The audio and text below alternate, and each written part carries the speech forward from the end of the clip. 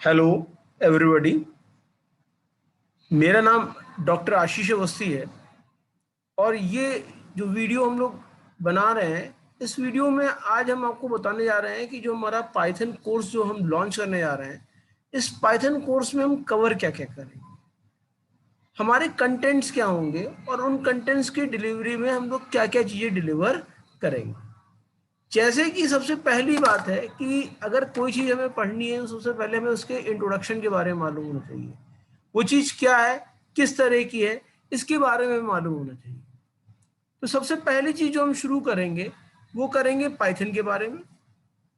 इस इंट्रोडक्शन में हम लोग बात करेंगे basic of Python, that means data types क्या होते हैं, डेटा टाइप्स में आपकी टपल्स क्या हैं, जो नए डेटा टाइप्स आपके पाइथन में ऐड किए गए हैं जैसे टपल्स है, लिस्ट है, आपके सेट हैं, डिक्शनरी है, इनके बारे में बात करेंगे।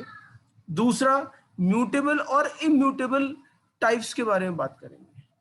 हम ये भी बात करेंगे कि जो एक्सप्रेशंस होते हैं, लॉजिकल एक्सप्रेशन हो गए, रिलेशनल एक्सप्रेशन हो गए, इनका आउटकम कैसे निकलता है, इनका आउटपुट कैसे निकलता है। This is basically a revision type of Python. इसके अलावा हम जो फ्लो कंट्रोल स्टेटमेंट है, जहां पर आपका program control depending upon the condition deviate होता है, उसके बारे में पढ़ेंगे। हम कंडीशनल स्टेटमेंट पढ़ेंगे जिसमें इफ, एल्स इफ, एलिफ, इस तरह के स्टेटमेंट आते हैं। हम लूपिंग पढ़ेंगे जिसमें नेस्टेड लूप भी पढ़ेंगे। इसके अलावा जंप स्टेटमेंट पढ़ेंगे जिसमें हमारा कंटिन्यू और ब्रेक स्टेटमेंट आता है, जो हमको एक लोकेशन से दूसरे लोकेशन पे मूव करा सकता है। इसके बाद जो सबसे इंपॉर्टेंट चीज जो हमें पाइथन में पढ़नी चाहिए वो है स्ट्रिंग्स, क्योंकि स्ट्रिंग्स का बहुत ज्यादा यूज होता है पाइथन में। तो string in Python, list in Python, इसके अलावा dictionary in Python, tuples in Python, इनके बारे में हम कुछ प्रोग्राम्स करेंगे, किस तरीके से इनको यूज किया जाता है पाइथन में, क्या इंपॉर्टेंस है पाइथन में इनका, इसके बारे में हम लोग बात करेंगे। हम इसके बाद सॉर्टिंग टेक्निक्स के बारे में बात करेंगे, जिसमें दो तरह की जो सॉर्टिंग टेक्निक्स सिलेबस में है सीबीएसई के, उन दोनों टेक्निक्स को डिस्कस करेंगे डिटेल में, जो है आपकी बबल सॉर्टिंग और इंसर्शन सॉर्ट।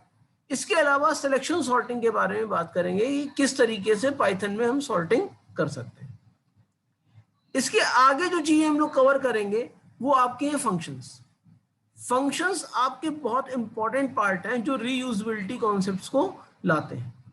तो फंक्शंस की डेफिनेशन क्या है, फंक्शन करते क्या है, फंक्शन को मैनेज कैसे किया जा सकता है, फंक्शन में जो एग्जीक्यूशन होता है वो किस तरह का होता है, यानी फ्लो ऑफ एग्जीक्यूशन क्या है, पैरामीटर कैसे पास किए जाते हैं, एक्चुअल पैरामीटर्स क्या होते हैं, आर्ग्यूमेंट्स क्या होते हैं, इनके बारे में।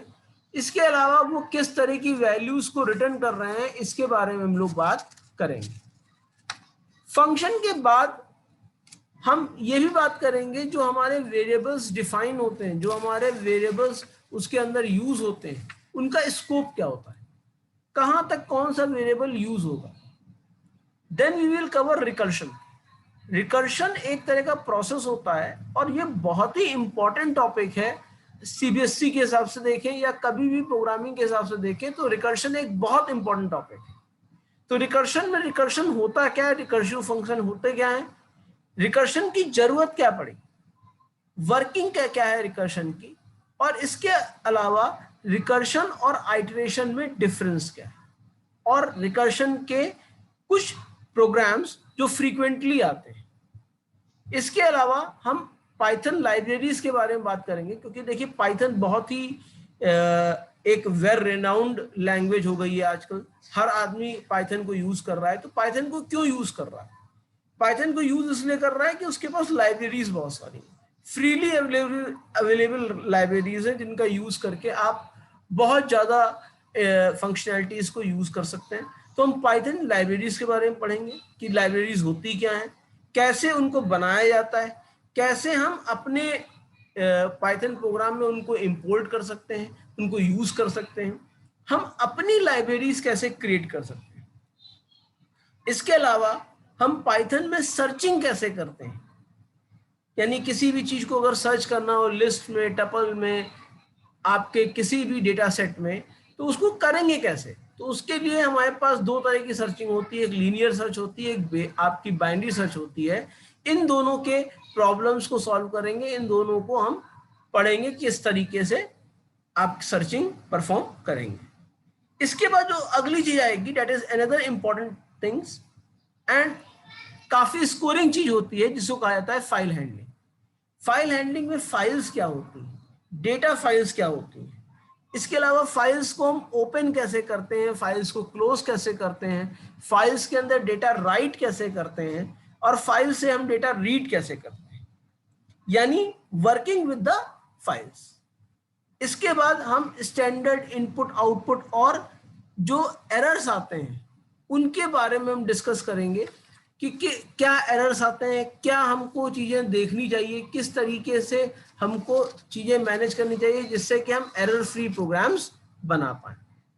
इसके बाद हम बाइनरी फाइल्स के साथ काम करेंगे और फिर जो CSV फाइल्स होती हैं, जिन्हें कॉमा सेपरेटेड फाइल्स कहते हैं, उनमें कैसे हम डेटा राइट करते हैं और उनसे हम कैसे डेटा रीड करते हैं, इसके बारे में बात करेंगे।